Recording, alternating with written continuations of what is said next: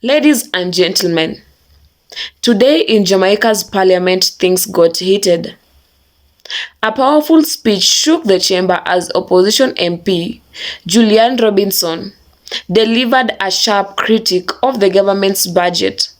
We're questioning whether the policies being proposed will truly help ordinary Jamaicans. From farmers struggling to produce food, to taxi operators trying to rebuild their livelihoods, to contributors of the National Housing Trust wondering where their money is going. The speech raised serious concerns. And the big question tonight is this: is this budget really about helping Jamaica? Or is it putting even more pressure on them? Let's break down exactly what happened in Parliament and why this speech is getting so much attention. Still struggling to recover from Melissa. Madam Speaker, I want to address the 10 billion levy on sugary drinks specifically, because the government has justified it as a public health measure. And that justification deserves examination. And let me say from the outset, we share the concern about the impact of sugar on the population and how that is impacting our healthcare system. The level of sugar consumption is a genuine concern and deserves serious policy attention. However, where we part with the government is what is being prescribed as the solution to that. If the primary concern is about reducing sugar outcomes, the government has more effective tools that can be used to do so. The government can mandate local manufacturers and importers to reformulate their products so that sugar content is reduced in those products, and provide a time frame by which those manufacturers and importers do so, because it will obviously require some time to reformulate their what they produce. This would reduce the amount of sugar people consume, and the government can do that. Now, I want to look at the assumptions behind this tax. The government is imposing the taxes on an assumption that there would be no reduction in the consumption of these drinks. Right. Yeah. The government anticipates to get $10 billion from consumption alone, which means that they do not believe that there will be health benefits from this new tax. Because if there was, there would be a reduction in consumption. And the reality that we find, Madam Speaker, is that the persons who consume these drinks do so not because they're not concerned about sugar content, but the reality is that the alternatives are outside of their reach, whether it be natural juices, coconut water, or other things. So many of them are doing it not because they have a choice, but quite frankly, given their disposable income, they do not have a choice. Right?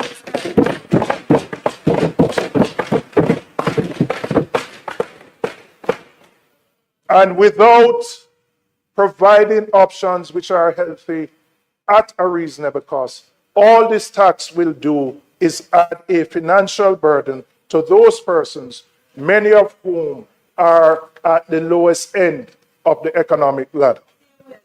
So, Madam Speaker, we do not believe this measure, apart from raising revenues, will have any desired impact on reducing consumption and increasing the health outcomes.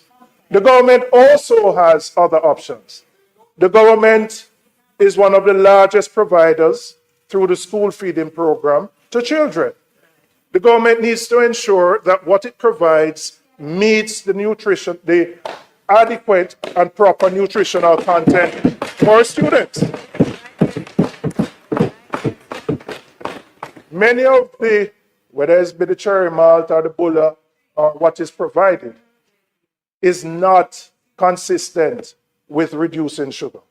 So if we want to meet the health outcomes, let us start as government with how we formulate the products that are sent to our schools. Yes. And we would have the desired outcome of reducing sugar in the level of sugar that is consumed. I want to turn to the environmental levy. The name of the tax suggests that the cash flows from it will be directed towards environmental production, towards protecting our coastlines, our watersheds, our forests, the very natural infrastructure that Melissa reminded us we cannot afford to neglect. But the money goes straight into the consolidated fund.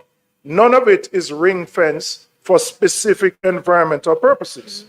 So we have a levy collecting money in the name of the environment, but it is not dedicated to the protection of the environment resource. And as with the sugary drinks tax, it's not the importer or the manufacturer who is the one who will ultimately pay the price. The cost will get passed ultimately down to the consumer with no corresponding benefit to the environment. So, Madam Speaker, when I look at what is being proposed with both the sugary tax and the environmental levy, it is simply inflationary because the cost of the costs are going to drive up prices in the economy, and the burden is going to be felt by those who can least afford it. In examining the package that was tabled by the government, what I only can come to a conclusion on is that they recognized there was a revenue gap and they had to find the easiest way to fill it. The measures are not calibrated to protect the most vulnerable. They are not designed around the specific circumstances of a post-hurricane economy. They are simply revenue measures which impact the poor the most. I want to turn to the digital services tax because the minister's presentation on Tuesday left us with more questions than answers. When this measure was first announced, the reasonable assumption shared by many persons was that the tax would apply to subscriptions, for example, Netflix, Spotify, those streaming and digital services. That was the natural reading of a digital services tax and what obtains in many other jurisdictions that have implemented it. But from what the minister said on Tuesday, it appears that the intention is different. It seems that the tax will apply to goods purchased online from platforms like Amazon, Temu, and Shein. Now, Madam Speaker, if that is indeed what is being proposed, then a serious question arises.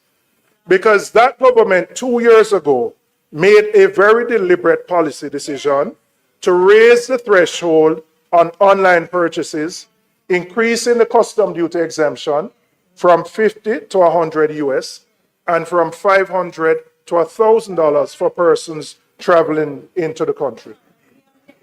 That was a conscious choice to reduce the cost burden to Jamaicans, and it was met with huge applause. Now, the digital services tax seems to be working against that relief. This inconsistency needs to be explained. You cannot, on the one hand, increase the threshold to give consumers a break, and then on the other hand, you take back what you have just extended. And so the minister said in her presentation that local retailers are feeling the pressure from online shopping. So the obvious question is, if that was the case, why then did the government 2 years ago increase the threshold to provide the relief, to now take it back from the very persons who you have provided relief?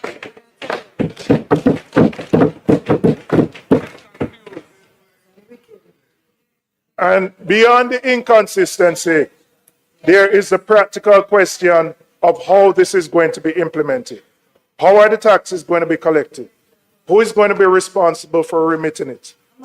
What is the mechanism for enforcement across hundreds and thousands of transactions from foreign platforms? The minister owes the House an explanation.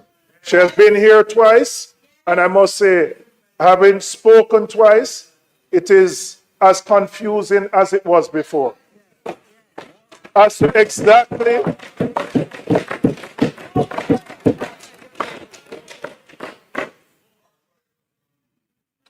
So I expect the minister, when she comes in her closing, to give a clear and complete explanation of how the measure will actually work and how it will be implemented.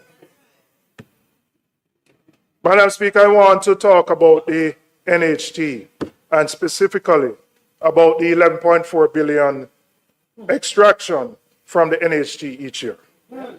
The government has been extracting money from the NHT for over a decade. Yes, we acknowledge it was the PMP that introduced this measure in 2013. And I believe, absolutely, and I'm going to give you the context, because you spoke about the 20-year-olds who you wanted to give a historic perspective in. But I notice whenever you talk about the economy, you don't want to talk about what happened between 2007 and 11. You conveniently leave that out.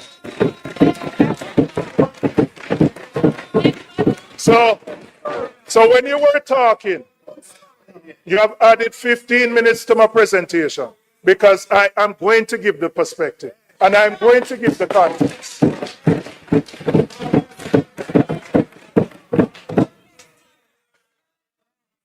When we came to office in 2012, we inherited an economy on the precipice of collapse. And before that, let us recall.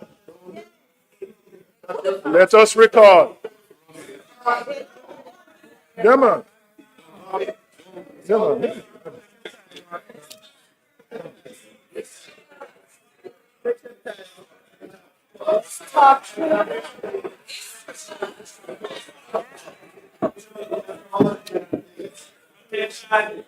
Member from East Central, St. James. You know, I consider you my father, so you have to listen to me when I talk, all right? But before that, Madam Speaker, we need to recall that the economy experienced 14 consecutive quarters of negative growth between 2007 and 2010, only to achieve a mere 1.5% growth in 2011. In 2011, the JLP abandoned and effectively ended the 27-month standby agreement with the IMF. And when I say abandoned, you know, like how Tessa keep a school, and you're supposed to show up. I'm run going at the yard, I hide and never take the test.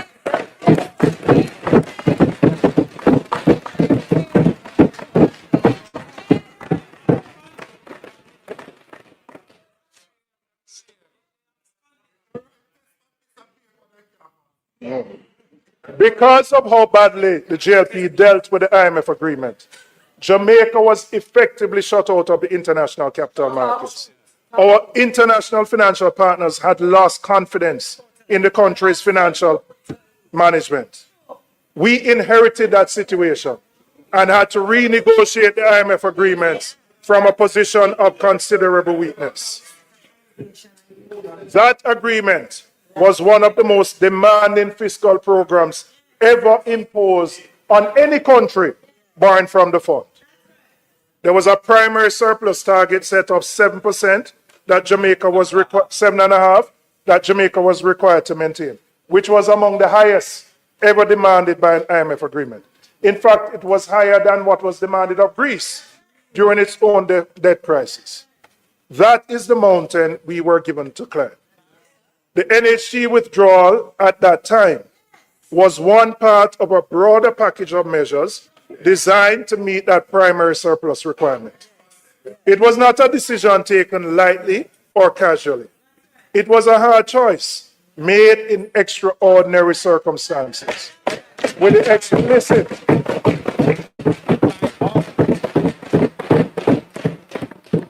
explicit understanding that it was temporary. No.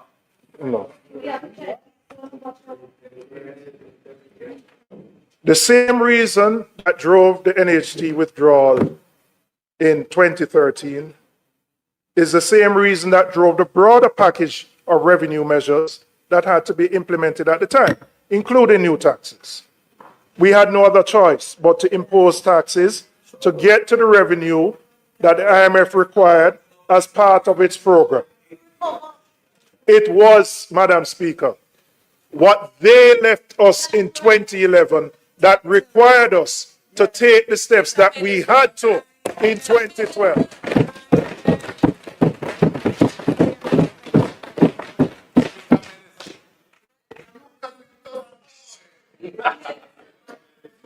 The hard choices, and I want to look at this chart, because the minister used it on Tuesday and said she wanted to explain to the 20-year rules, right? And so, yes, it is your chart, and I want to use it to explain to the 20-year rules why those taxes had to be imposed from 2012 to 2016, 2015. But I also, there's been this, I don't know if I can say lie, about no new tax for 10 years. We've been hearing this misrepresentation that there's been no new tax for 10 years. But then I looked on the minister's chart. So what is in 2016? What is in 2017? That's a school bus, a new school bus. So, Damien, when you go back to Ty Dixon, I want you to ask your constituent, what can go so?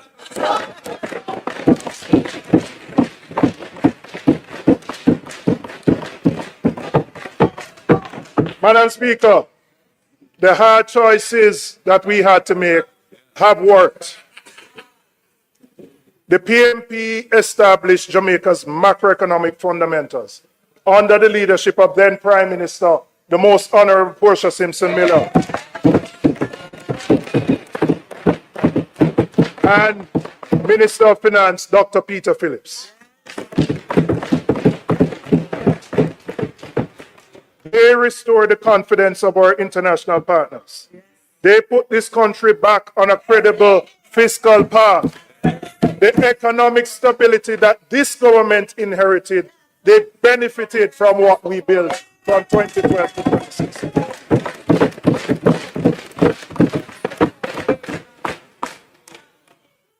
No, Madam Speaker, if we're going to have a history lesson, we must just do it honestly. We can't pretend that everything on this side has been great, but give the context. Don't come here and give a half story.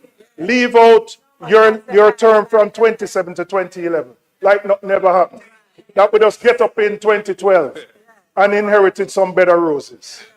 Give the proper context so that the same 20-year-olds we are talking to will know. Tell the people the truth.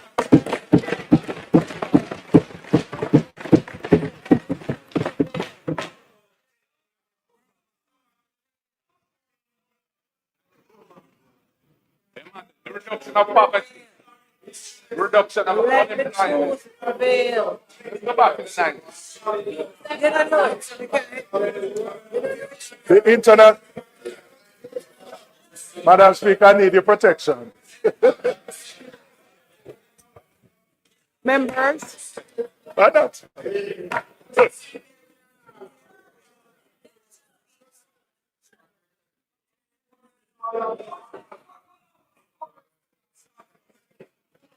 Madam Speaker,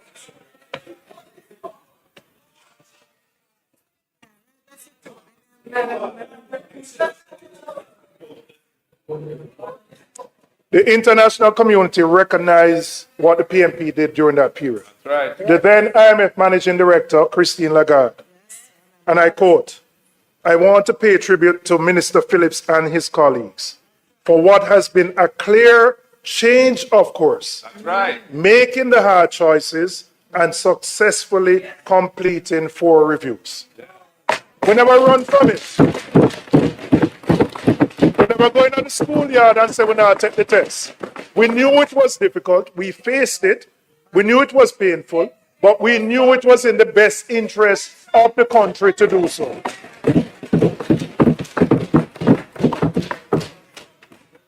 So I now want to come back to the NHT withdrawal. And I want to remind the House of how the then GLP opposition responded. They didn't simply disagree with the measure, Madam Speaker. They campaigned against it loudly and relentlessly, framing it as an attack on the working class, framing it as an assault on the poor, framing it as a betrayal of the Jamaican people. The person who was the most vocal was the Prime Minister himself. Right? So I want to read what the Prime Minister said in 2015. All right? And this is not artificially, intelligently created. This is the real thing. And I quote, "The GLP does not support the use of NHT funds for purposes other than those for which they were intended. The NHT mandate is clear. Contributors' money held in trust at NHT is to be used for the purposes of the promotion of housing and community development. The JLP has always stood in the vanguard where stewardship of NHT funds are concerned. We are the ones who have always defended NHT and protected the interests of contributors, not the least of which are those thousands of Jamaicans who have been making contributions to the NHT and are yet to access a benefit." Where can I find that person?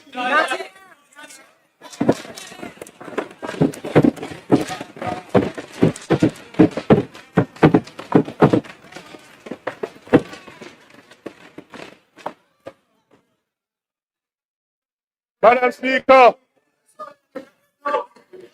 I'm going to star you more because more. The matter was taken to court. By an affiliate. They didn't go up front, but somebody went up front. And they lost. Now, Madam Speaker, after the JLP formed the government in 2016, you would have expected that NHT withdrawals would have ended based on how strident their position was. The so-called betrayal of the Jamaican people that they had fought against. But years since, interruption. 10 years of collecting the money. They once vehemently opposed. Now, recently I heard the Prime Minister, maybe last week, justifying the continued extraction by arguing that the funds are being directed to other national priorities. So I want to ask the Prime Minister one question. When the PMP had to do it between 2013 and 2016, were we not also directing those funds to national priorities? Were we not also using that money to meet the primary surplus that kept Jamaica out of default? Were we not using it to restore the confidence of the very international partners whose support the government relies on today? What exactly was different? What principle was being violated? You have found your voice. You have found your voice now. I'm glad you found your voice now. I'm glad you found your voice now. Because I don't know which Andrew Holness are talking to. Whether it's the one now or the one in 2015.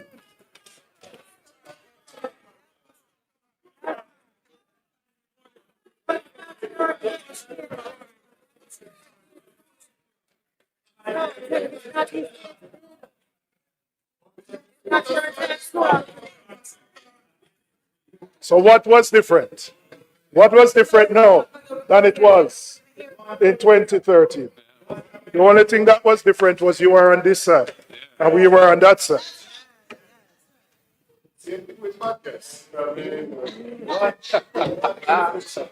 Now, Madam Speaker, I want to turn.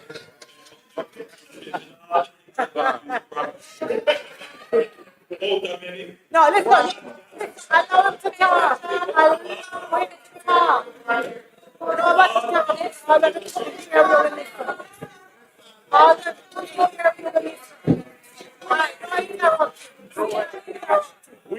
I never expect you to get so agitated. You're going to speak next week Thursday, no? And we will listen to you next week Thursday. And I don't intend to enumerate all the things over the last 10 years. You want me to? Okay, all right. Madam Speaker, I want to address something about the framing of this budget and how the revenue measures have been presented to the public. Yes, the country has suffered a major catastrophe through Hurricane Melissa, which has damaged the country and impacted the government revenues. But we need to look beyond that and go back to the last 2 years to see how the government has been balancing the budget. Yeah. In the two previous consecutive years, the government securitized future revenues from the Norman International Airport and the Donald Sangster Airport, raising over 70 billion in 23-24 and 60 billion in 24-25. Read the bond. What that meant is that they sold off 12 years in one case of future revenues and 10 years of future revenues to ensure that they could fund the budget.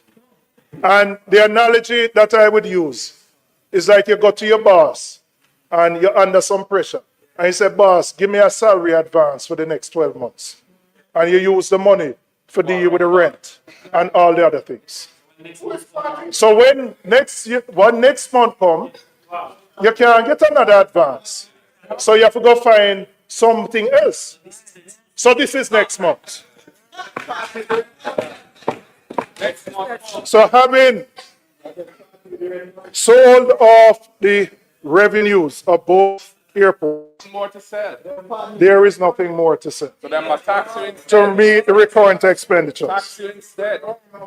So, Madam Speaker, those securitizations provided upfront cash that supported the budget of the day.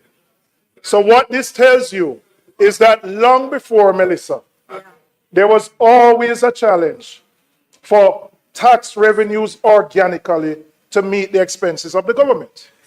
And so the government relied on these one-off transactions to balance the budget, something which was raised by the Fiscal Commissioner and has been raised as a risk going forward.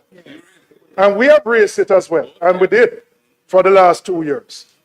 So the gap between what the government was collected and needed and what it was spending was widening.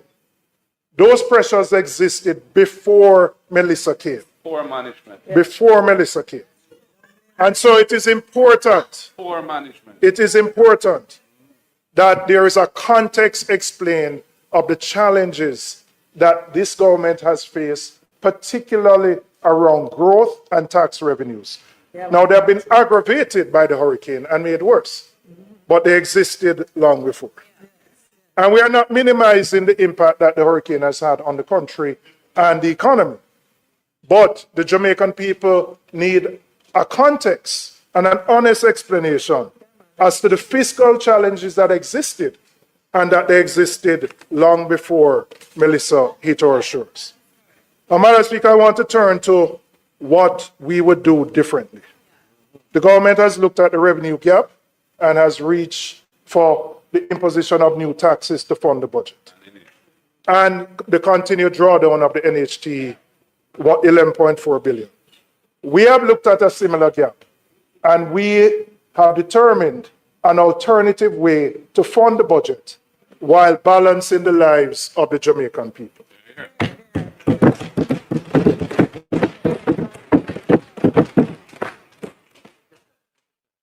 Madam Speaker, we have always said that compliance can bring in more revenues than simply raising new taxes. And I am recommending the implementation of an electronic invoicing system for the tax administration of Jamaica. Needed long time. The first source of this revenue would be this electronic invoicing system, which we estimate would generate an additional 8.6 billion in tax revenues. And I will explain how I came to that figure. Currently, and what this electronic invoicing does. So currently, when businesses make sales, they are required to upload their transaction records for verification by TAJ. The problem with the model is that the obligation to upload sits with the business, and there can be slippage. Not necessarily because businesses are deliberately evading the obligations, although that happens, but because it is a system where the seller is responsible for submitting the records. Transactions can go unrecorded, uploads can be incomplete, and there can be a gap between what was earned and what was reported. The electronic invoicing system changes that dynamic fundamentally. Rather than waiting for businesses to upload their records after the fact, the transaction data is captured and transmitted immediately to TAJ automatically at the point of sale. The government is no longer relying on voluntary compliance. The information flows directly and is matched automatically against what has been declared and remitted. The scope for under-collection shrinks considerably because the data is already there, verified and auditable, without the business having to do anything beyond completing the sale. We have looked at case studies in other parts of the world, in particular, the impact that electronic invoicing has had in Central and Latin America. In Mexico, where this has been implemented, declared revenues increased by 14% in the 3 years after the electronic invoicing system became mandatory. In Uruguay, VAT, which is the equivalent of our GCT, and corporate income tax collections rose by an estimated 3.7% when the system became compulsory. In Peru, taxable sales reported to the tax authority increased by 7% in the first year alone. Chile, which pioneered this model in Latin America, saw over 8 million electronic tax documents being processed monthly at the point of maturity, covering more than a quarter of all tax documents issued in the country. The pattern is consistent wherever this has been implemented. Better data means better compliance. And better compliance means more revenues from the same tax rates without asking anyone to pay more than what they owe. That's right. The experience in Chile and other countries that have followed a similar model demonstrates that the revenue gains from better compliance are achievable and that we in Jamaica have every reason to pursue this path. In the 26-27 fiscal year, the government is projecting GCT receipts of $318 billion and SCT, special consumption tax receipts, of $112 billion, a combined total of $430 billion in these indirect tax inflows. We are conservatively estimating that 2% of that total, and I'm saying conservative because I'm looking at the fiscal year 26-27, Right. and accepting that you may have some growing pains with the implementation of this system. Yeah. Although the case studies across the region point to much higher impact when it is implemented. So we're being conservative, that a 2% of the 430 would yield 8.6 billion. And that is money. This is not new taxes.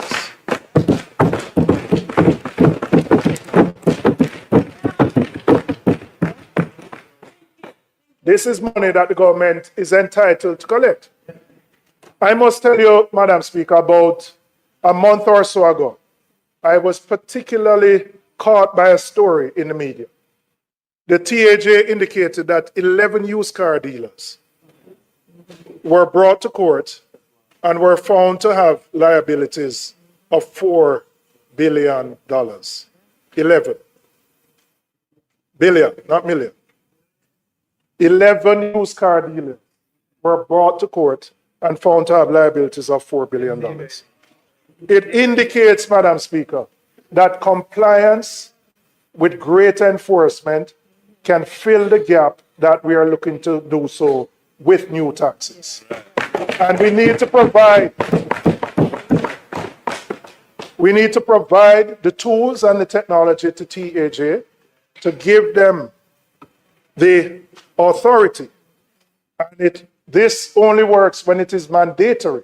So there may be legislative changes that are needed to ensure that we can collect the full gamut of taxes that are out there. Madam Speaker, the next second revenue initiative we are proposing is the establishment of a digital nomad program. And I'll explain what that is. That is a special legal permit allowing remote workers, freelancers, and entrepreneurs to live and work in Jamaica while employed by a company or clients anywhere in the world. Every year, 4 million tourists visit Jamaica. We have the brand, we have the climate, we have the culture. And we also have the connectivity infrastructure that those remote workers are looking for. What we do not have as yet is a structured program that allows them to stay long, to work from here and spend their money right here in Jamaica. So we have looked at the case studies across the region. Barbados started it. There are about 6 Caribbean countries that have implemented it. And we are proposing a fee of $2,000 for a 12-month period. And we have estimated of the 4 million tourists that we would be able to get 5,000 of these digital nomads coming to stay in Jamaica in the first year. That would generate in the fees alone approximately $1.5 billion. But the fees only tell part of the story. The real story is when they come here, when they stay here, the restaurants, the Airbnbs, the hotels, the villas, the concerts, the food that they spend. That is the impact. Barbados estimates that each digital nomad spends on average $55,000 when they're there in Barbados. Yes, 55,000 US. Right? I wouldn't be as optimistic as that. But if I estimate that in Jamaica, an average 6-month stay could yield a spend of 25,000 US, which is about $4,000 a month. Jamaica could realize the economic benefit of 125 million US dollars or 19.5 billion Jamaican dollars.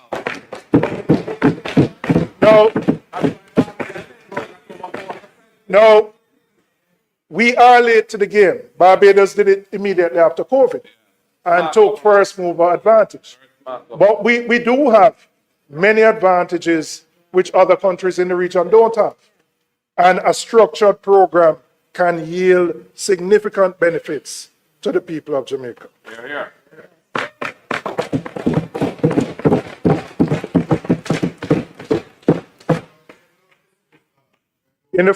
In Barbados, in the first 10 months alone, the program attracted 2,500 applicants.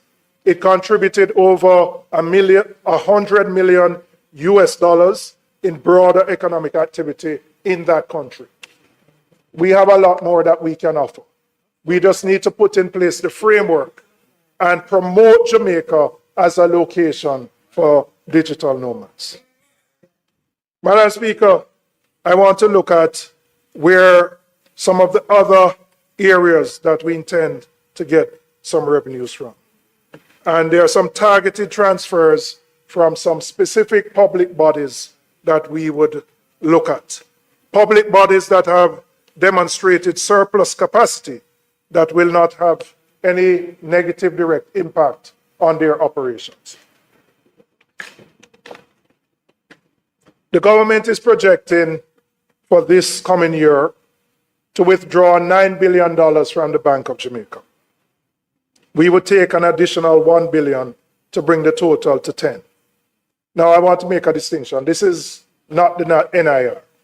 These are surpluses that are generated from the profits of the BOJ.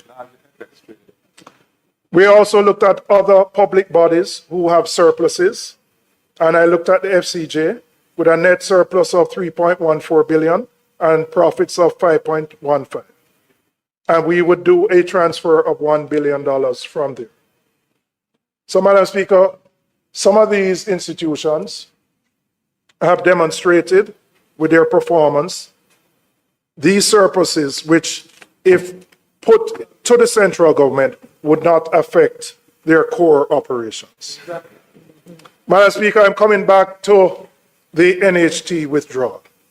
We have said so before, and we are committed to ending the annual extraction of $11.4 billion from the NHT.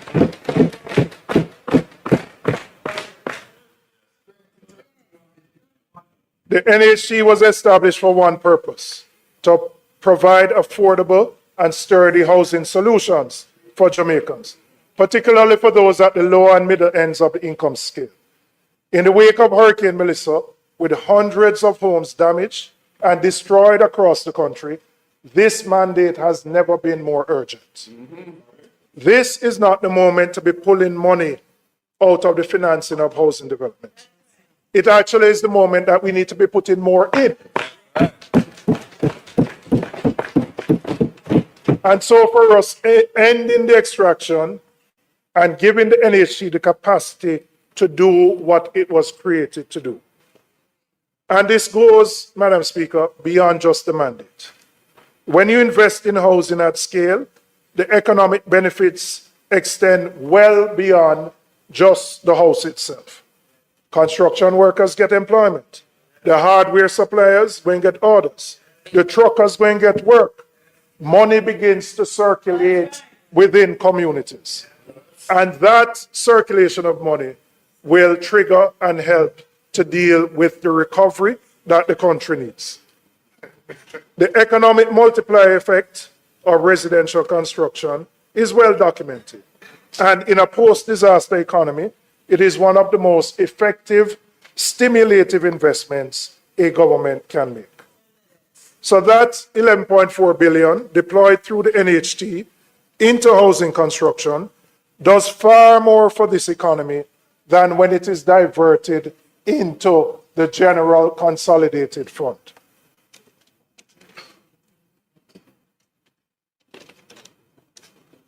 So, Madam Speaker, we would end the NHT drawdown and ensure that the funds go to those who have been most affected by the hurricane and those Jamaicans who struggle, work hard, and cannot find a house to buy.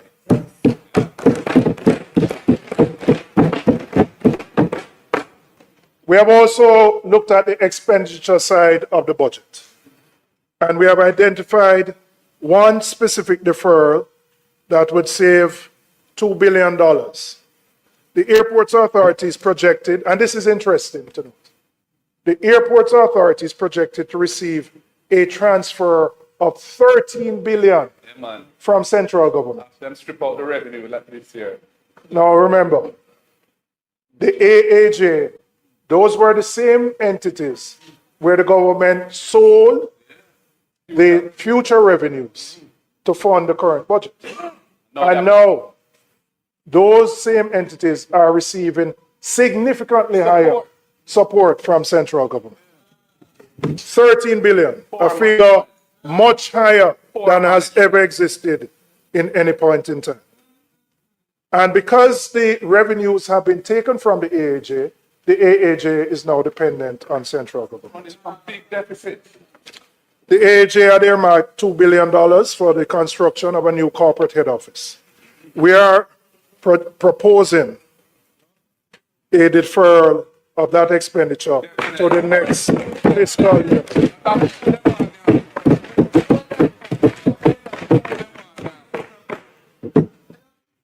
So,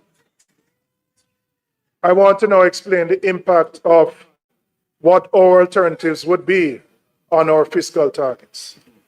So when you add it up, Madam Speaker, our alternatives create a revenue gap of approximately 17, and I'll go through this chart with you. We're removing the 18 billion in taxes. We are projecting income of 8.6, 1.2 from just the fees from the digital nomad program, we'll still be left with a deficit of just over 8 billion. We will seize the NHT withdrawals and the 2 transfers, which account for 2 billion. So we end up with a negative of 17 billion. I indicated a reduction in the transfer to the airport authority, which takes 2 billion away. So we would still have a net deficit of $15 billion. $15 billion. So you're not paying money. Is that your The additional borrowing, which we would fund We're gonna listen to you today. from the issuance of treasury bills. And the interest expense for the fiscal year would increase by $0.94 billion. Right? Keep quiet. You're borrowing. The additional borrowing would raise our projected debt to GDP ratio to approximately 66.14%, up from the projected 65.7%, a difference of 0.44 of 1%. Immaterial. So, Madam Speaker, yes, there are hard choices, but in a hurricane where people are struggling and you have a choice, do you impose 80 billion taxes on people who are struggling, or you find a way to fund it, which does not impact your dynamics significantly?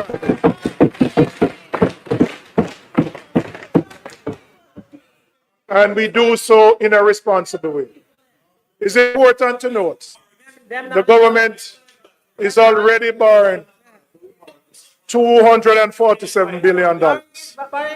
And we have shown our proposals vis-a-vis the JLP's proposals. And I'm going to go into the detail of that. Right? But the difference is not significant or material. And then let's look at the difference. No, listen, man, leave the man. Keep talking. It's not your day. I love Julia. Yeah, man, and we're making better choice Next week is for the current situation. The only thing I would encourage you to do, don't talk for 5 hours again. All right? Right. Because last year you keep us for 5 hours. All right? Now, when we look at the impact of our proposals versus theirs, it moves our debt to GDP ratio by 0.44 of 1%. 0.44 of 1%. Now, Madam Speaker, we have to balance the books while balancing the lives of people.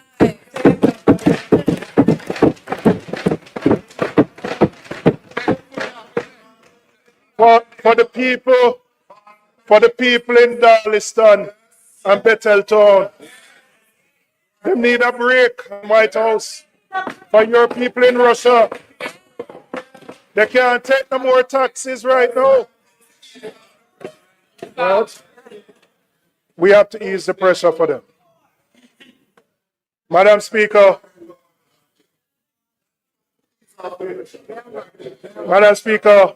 I now want to turn my attention to how the path ahead.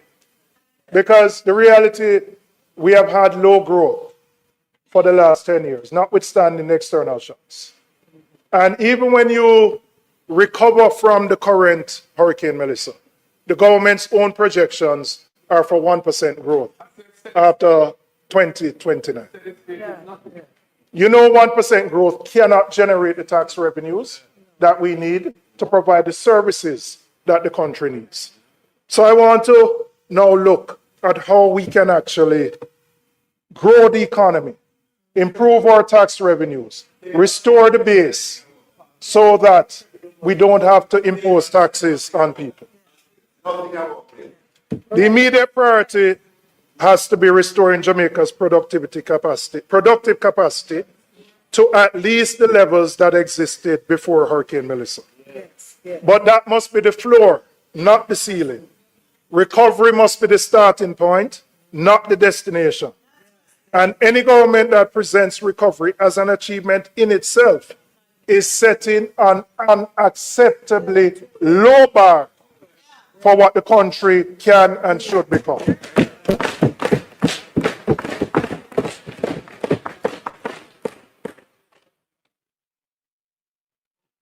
As I said, when you look at the government's own fiscal policy paper, after the recovery period of around growth up to 2029, the economy settles back down to 1%. The numbers are right there. So, Madam Speaker, what will we do differently to ensure that we can achieve growth? And I first want to start with the issue of energy. Yes. Because Jamaica, and I don't know whether we'll find oil or not, but there are some things within which we have control over. When we were last at the Wicked Philip, we had set a target of generating 50% of our energy from renewable sources. It was then, by 2030. We're nowhere near that. We're nowhere near that, not because of Melissa, not because of COVID, but quite frankly, just bad management on their part. When we issued in 2013 the request for a proposal, that led to a build-out in 2016. It took that government 8 years to issue the next request for a proposal. 8 years. Persons were selected in 2024. It will take them 3 years or so, or more, because they have to look for the financing, they have to negotiate their private power purchase agreements, and they have to build out their infrastructure. So we're not going to see the impact of more renewables on the grid till probably 27 or 28. Now, we are faced with the prospect of oil prices of over $100 and going up. And while we can't control what takes place in the Middle East, we have control over what we can do here.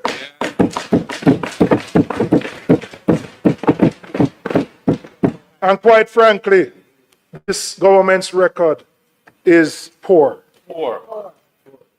Energy costs in Jamaica are among the highest in the region and the world, averaging about US 40 cents per kilowatt hour. When we were last there, it was around 23 cents per kilowatt hour.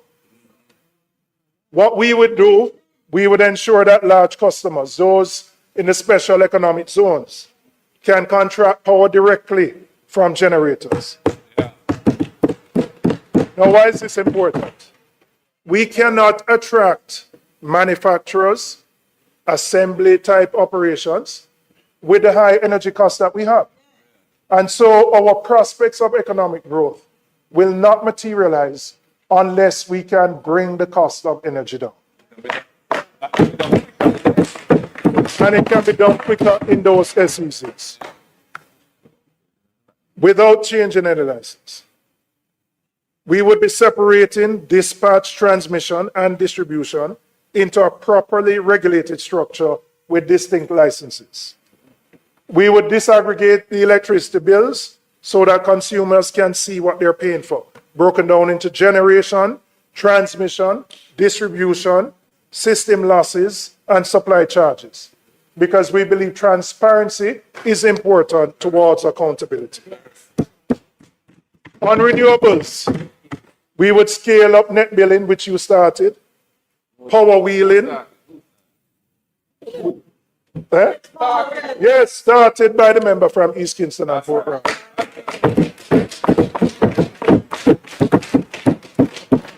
You're going to claim that one too?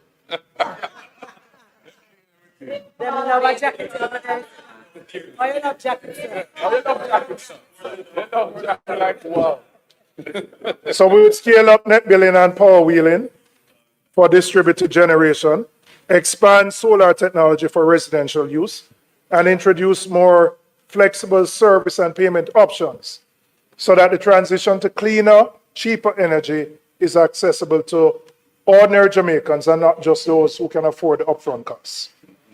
We would also ensure that vulnerable populations, including senior citizens, benefit from discounted rates, because the burden of high energy costs falls heavily on those who are least able to afford it.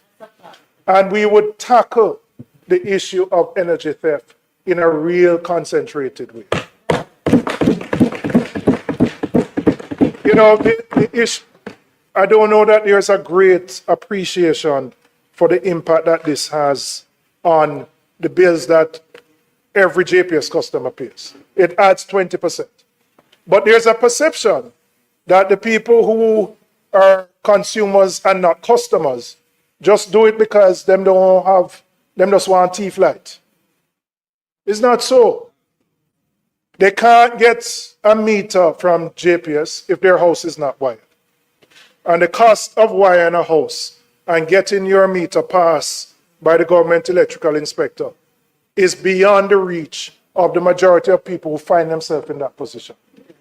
So even if they want to change their status, and my experience has been, many of them want to.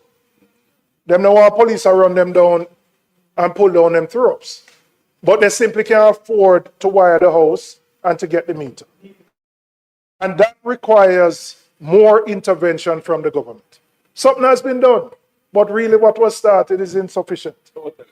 And if you don't deal with it, you can't address the high energy costs that the country faces. And so we would take a comprehensive approach to dealing with the issue of energy theft and giving options to persons who want to make the decision to move from being consumers to being customers of JPS.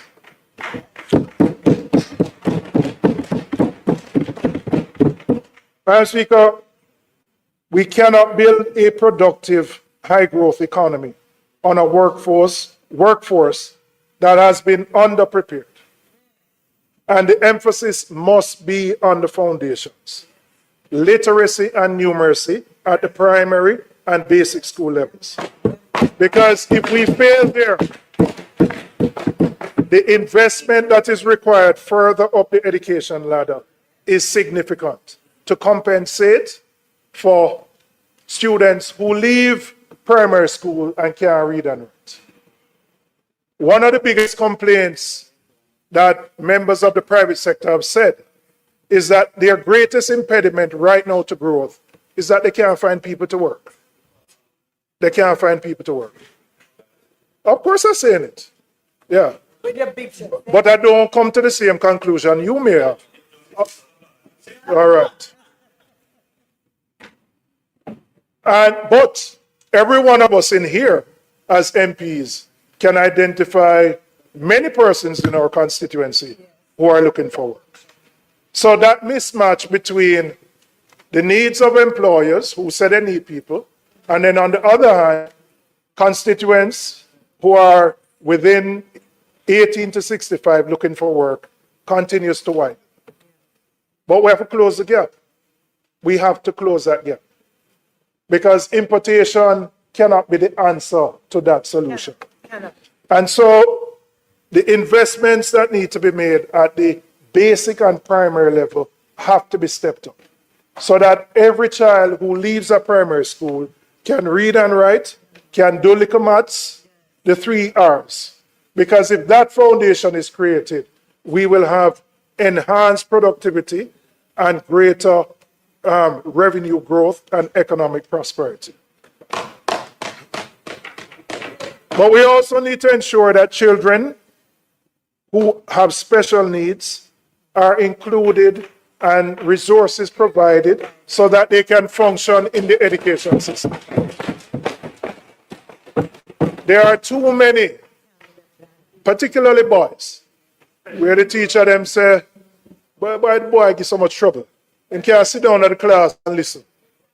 But they may be undiagnosed, right? They may be undiagnosed because the parents can't afford to get a private diagnosis, which costs $50,000 and up. If they register at MICA, which provides the service, is a 2-year waiting list. And so too many of our children who are not performing at the level that they need to are children who are undiagnosed.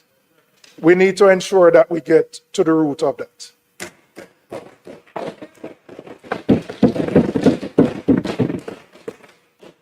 So, Madam Speaker, we're at the wicket we would align education and training with industry needs in a deliberate and structured way, expanding technical and vocational training in the high demand sectors.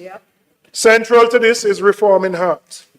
The institution has a critical role to play, but that role must be much more sharply focused on equipping Jamaicans with the skills for high-income industries, the digital services, advanced manufacturing, agro-processing, precisely the sectors that we are trying to grow. HART should become the pipeline into which those industries can look for persons. We have also said we would introduce a policy under which the government matches the costs that a company spends on upskilling its workers through tax credits on their hard contribution. So if you are a business and you are willing to invest in ensuring that your employees are upgraded, you are already contributing to HART through the employer contribution. You will be getting a credit equivalent to what you are spending to upgrade your workforce. And we are doing that because we know Jamaica has a productivity problem. Our productivity continues to decline. And unless we attack the problem at the source by investing more in our workforce, we are going to continue to languish at the 1% growth rate, which has plagued this country for a long time. Madam Speaker, I want to look at growth without efficiency is not sustainable. And one of the clearest indictments of this government's management of the economy is the problem that you have faced in spending the capital budget. If we look at the last 3, and it may go back further, fiscal years, there has been significant underspend of the capital budget. Now, people might ask, why does that matter? Well, the greatest correlation between economic growth is how you spend your capital budget. So if you want to move beyond the 1%, you have to spend the capital budget. But year after year, the capital budget becomes underspent and reallocated to other sources. It's not a good thing. We have heard the issues of procurement. We have heard the issues of the public investment management system. We have also heard the issues that some of our contractors don't have the capacity to do the projects that we want them to do. But I would say to your Prime Minister, 10 years in, we must find a solution to this problem. And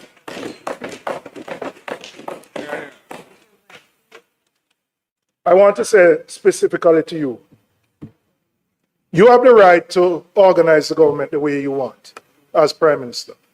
But when I look at the capital budget for both central government and public bodies, 60 to 70% of the capital spend sits in 2 ministries, Ministry of Economic Growth and Infrastructure and the Office of the Prime Minister, which are headed by you. Now, you might say you want to facilitate that on your own, but then it must become a bottleneck. When all of those big agencies, from NHT, Port Authority, UDC, factories, as public bodies, and then central government, I'm urging you to rethink this, to look back at this structure.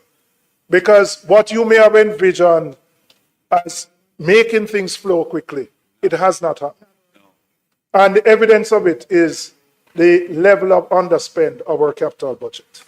And if we're going to move the country forward, we have to unclog that bottleneck that is preventing those monies from being spent in the economy.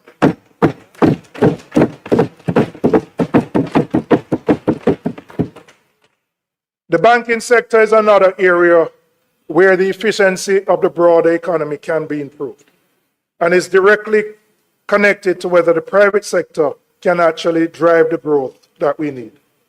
I took note on Tuesday, Madam Speaker, the minister re-announced an announcement made by the Bank of Jamaica governor of the implementation of the eKYC system, which was done in 2024.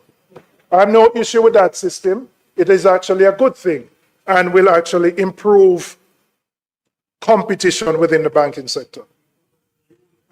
But June 24 was when the announcement was made. And Fitz not here. I believe it was right here at a standing finance committee meeting that the BOJ governor said that, of the EKYC system.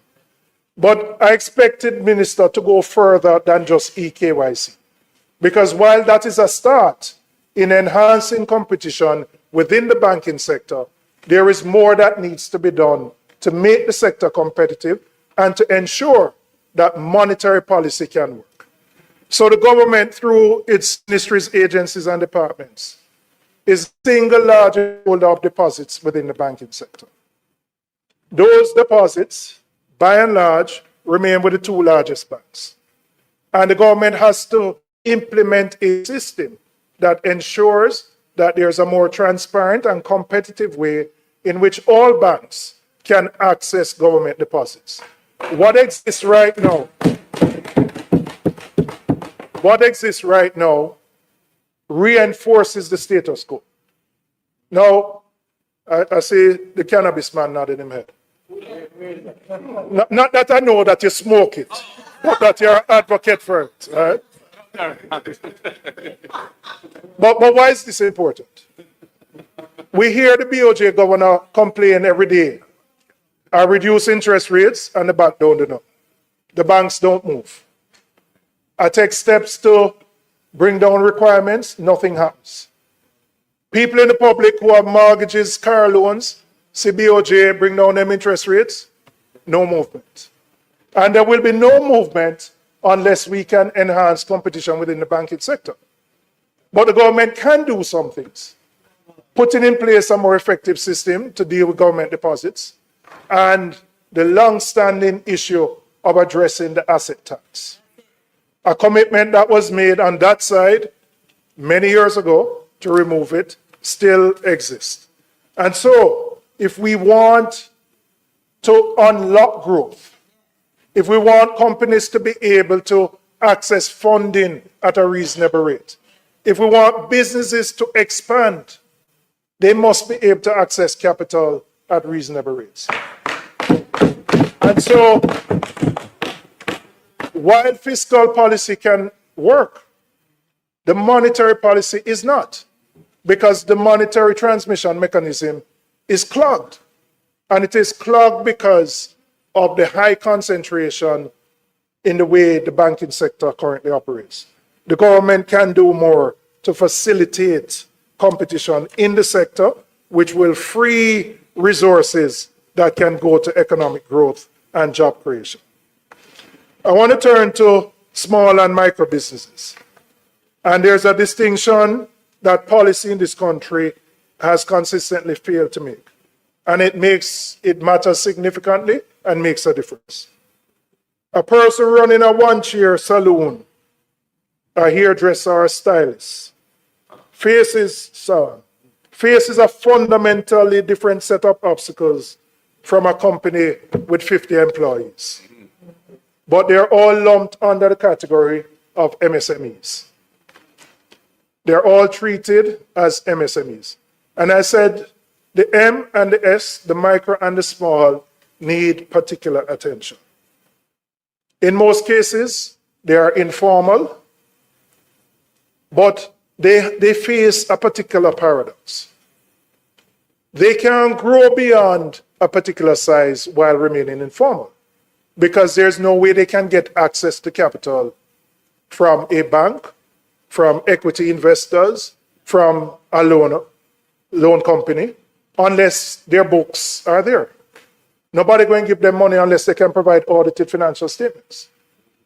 But they prefer to stay informal because they don't want to deal with TAJ. And that's just the reality. And so we have to find a way to incentivize particularly the M and the S to come into the formal system. And there are ways in which we can do that. We proposed a holiday where for new businesses, MSMEs, that once they file, which means they're coming into the formal system, they would not be required to pay taxes for the first 3 years of their operation. Now, you might say, I'm giving up revenue. But quite frankly, in the first 3 years, they don't really generate any profit. But the benefit you get is that you bring them into the formal system. They have to keep proper accounts, and so that they can access the capital markets to grow and build their businesses. And once they do that, when they get into the position where they have to pay taxes, they will be paying taxes at a much higher rate. But unless we can break that barrier of informality, we are restricting the growth that can exist in the country. And so more needs to be done to bring those entities, the micro and the small, into the formal. Madam Speaker, I want to address what the Minister said about the MSMEs on Tuesday. She spoke about the set-aside provisions to ensure that a part of government's revenues would be set aside for the MSMEs. That was announced by that minister in 2019 and announced again in 2020. The former Minister of Finance.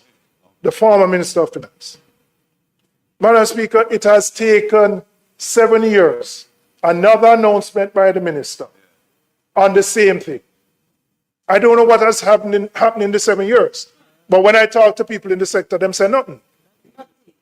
But we have another big announcement made on Tuesday that those set-aside provisions will for procurement. So to be clear, we're talking about ensuring that government, who is the largest player in the economy, sets aside particular sums that MSMEs can participate in procurement. 7 years later, there has been no meaningful progress made on this. Mismanagement again. Now, when we talk about growth and the need to grow the economy, this is a low-hanging fruit that we can implement. If our MSMEs can participate more in government procurement, their businesses will grow. They will employ more people. They'll pay more GCT, more income tax. That's how you grow the economy. So there are things that are within the control of the government that the government can do to ensure that we facilitate growth. And I would say to you, Minister, the sector is looking for action here. No more talk, not a bag of mouth. Action here.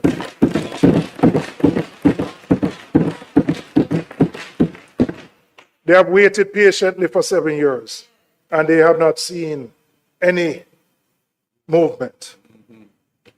Madam Speaker, on the emerging sectors, Jamaica has genuine opportunities in digital services, agro-processing, logistics, the creative industries, and cannabis. And these are not abstract possibilities. These are real. The foundations already exist. What is missing is the deliberate policy support, access to capital, and the regulatory frameworks that will allow these sectors to move beyond potential to actual contribution. And again, if we are serious about growing the economy, these are the sectors that we need to give priority to. Underpinning this, Madam Speaker, is the question of exports, because Jamaica will never generate the kind of wealth its people deserve by simply selling to the 3 million of us here. We have to look outwards, and looking outwards is not just the diaspora, it is in many other countries, to grow the value of what we produce, to build industries that can compete on the world stage, and to ensure that more earnings from the industries stay in Jamaica and benefit Jamaican workers and communities. That is the direction our growth agenda points. And it is the direction that this country needs to be moving in with considerably more urgency than what we have been seeing from the government. Madam Speaker, Jamaica is at a critical point in its history. The hurricane has laid bare the vulnerabilities that were always there. The structural fiscal pressures that predated Melissa, the chronically low growth that has kept living standards stagnant for too long. The public institutions that were not ready when the moment demanded them. And the Jamaicans who, as always, carried more than their share of the burden while waiting on the government's response. The question is, the government's budget was supposed to answer what happens next. How does this country recover and how does it grow in a way that actually changes people's lives? The budget that has been presented falls short in this regard. Falls short. It falls short for the woman in Sablamar who lost her shop and is hoping for some ease to the predicament that she faces so that she can send her children to school. It falls short for the man in Mobay whose car was destroyed in the hurricane and who wants to get his taxi business back up and running. It falls short for the man in Katadupa, the farmer, who we need to produce so that we can import less and we can supply our hotels.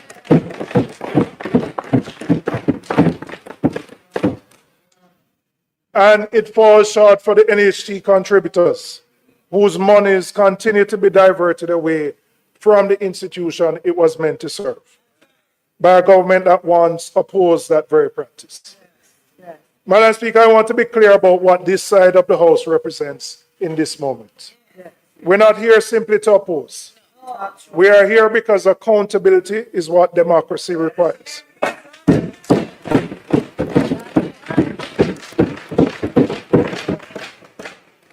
And because the Jamaican people deserve a parliament that takes their responsibility seriously and discharges it honestly. So when we critique the government's budget, it is because the choices made in that document have real consequences for the people. And the people deserve to know that those of us on this side of the chamber are examining those choices carefully and offering a genuine alternative. Madam Speaker, Jamaica's best days are not behind us. They are ahead of us. If we are willing to make the choices that will get us there. We are not a small country with small ambition. We are a small island that has already shown the world what Jamaica is capable of. And we have barely scratched the surface of what we can become. Madam Speaker, we have presented an alternative to what the government has proposed. We have sought to balance the lives of the people while balancing the books. We have looked at the impact of this hurricane and the devastation it has had on so many Jamaicans. And we believe that the path forward of growing the economy is the only sustainable way that we can lift the living standards for all Jamaican people. Thank you very much, Madam.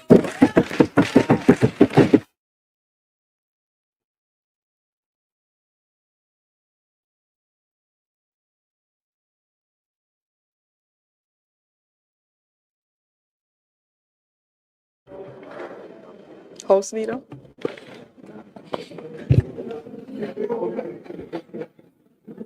Madam Speaker, we thank the member for his spirited contribution.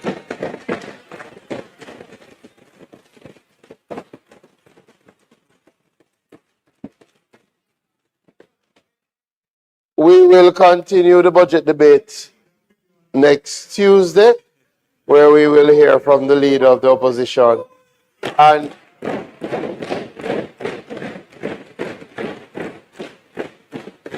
And then to remind the House that we return on the 19th of March, where we will hear from the Prime Minister.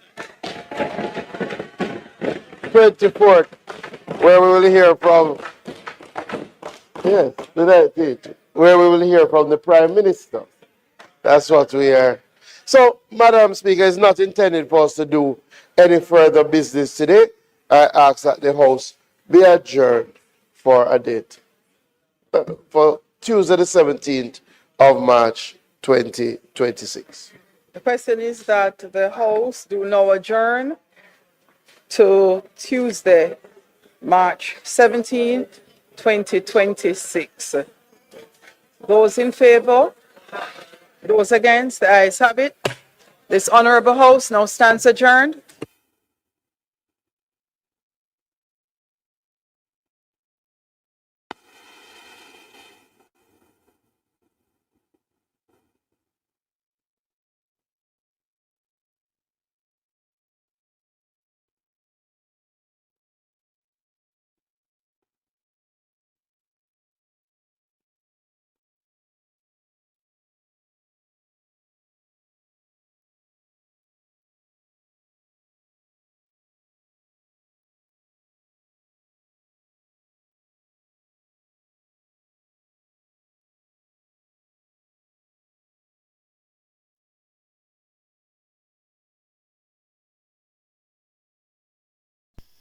During this speech, Robinson pointed to the real people affected by government decisions. He talked about the taxi driver trying to get his business back on the road. He spoke about farmers who should be producing food for the country, helping Jamaica reduce imports and supply the tourism industry. But according to Robinson, the current policies are falling short for those people. And this is a critical issue, because when governments talk about economic growth, the real question is, who is actually benefiting from the growth? Is it the ordinary Jamaican trying to survive day by day, or only a small group at the top? One of the most sensitive topics Robinson raised was the continued use of funds from the National Housing Trust. The NHT was created to help Jamaicans achieve one of the most important dreams in life: owning a home. Workers contribute money from their salaries every month, believing that those funds will support housing development. But Robinson criticized the government for delivering money away from the institution, saying that those funds are meant to serve contributors. And he also pointed out something that many Jamaicans have noticed. He said that the current government had previously opposed this same practice when they were in opposition. That accusation raised an uncomfortable question inside the chamber. Is this political hypocrisy? But Robinson made it clear that the opposition's role is not simply to attack the government. He said something very important. He said, "We are not here simply to oppose. We are here because accountability is what democracy requires." That statement goes to the heart of how a democracy should function. In any healthy political system, the opposition must examine government decisions carefully. They must challenge policies. They must offer alternatives. Because without accountability, governments can make decisions that affect millions of people without proper scrutiny. And Robinson emphasized that the Jamaican people deserve a parliament that takes its responsibility seriously. Robinson also argued that Jamaica's future depends on growing the economy. He said that raising living standards for Jamaicans can only happen through sustainable economic growth, not temporary measure, not short-term solutions, but policies that genuinely expand opportunities for the population. He acknowledged the recent hurricane drainage affecting many communities, pointing out that many families are still struggling to recover. And in moments like that, economic policies must be designed carefully, because the wrong decisions can make recovery even harder. One of the most powerful moments of the speech came when Robinson spoke about Jamaica's future. He said something that many Jamaicans would agree with. He said, Jamaica's best days are not behind us. They are ahead us.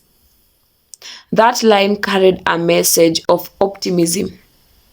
Despite economic challenges, despite political disagreements, Jamaica still has enormous potential.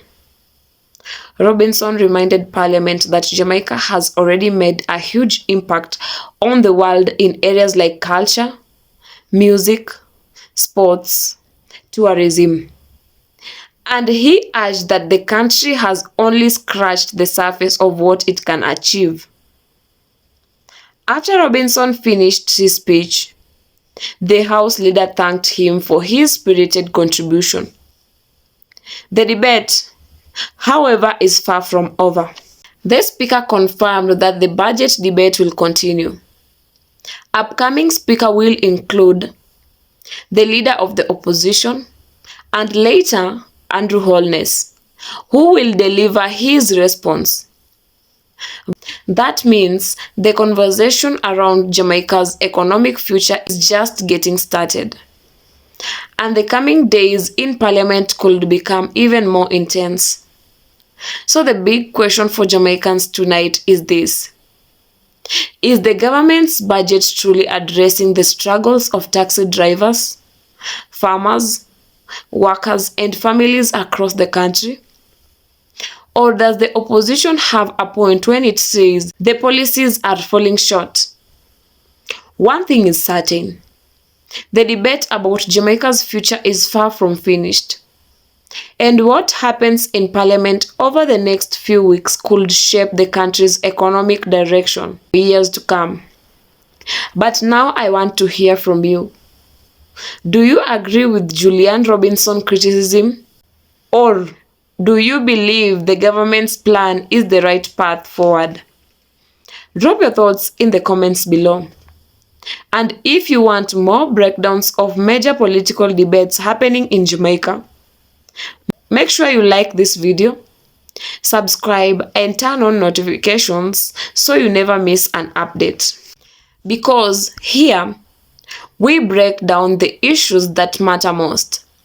And until next time, stay informed, stay engaged, and stay powerful.